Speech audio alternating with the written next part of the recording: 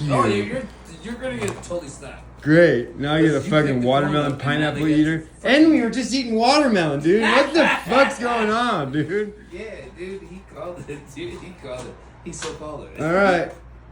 He's so called You been on, man. Oh, is it going? Yeah. All right. So I think I was like 14. Because anyway, Halloween, felt that we were a little too old to be going trick or treating. Now the Fullers lived.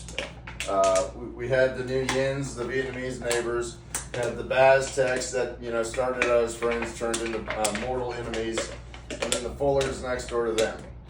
Now Jason Fuller was older than us by a couple years. Zach was my age, and Craig was my age. Anyway, I'll tell you more about those guys later. But the Fullers were going to lead us down a bad path, and I told you we lived outside of D.C. and there was like next to no black kids in our school.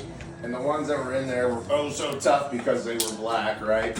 And because everybody's white, you know that 90% of a fight is your machismo, your bravado, right? And that's what they put forth. Portrayed, yeah.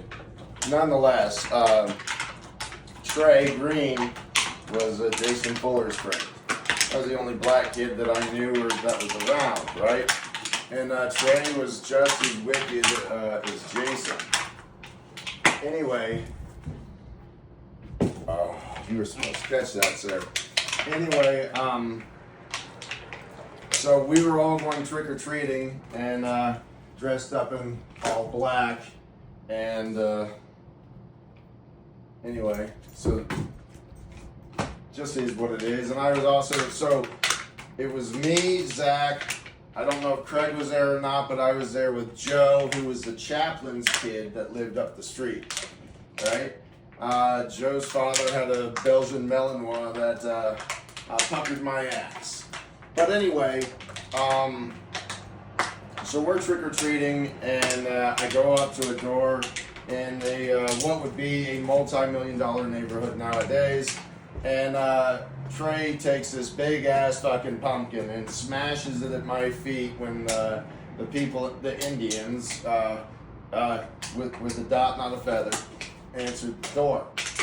Nonetheless, I fucking kill you. I apologize.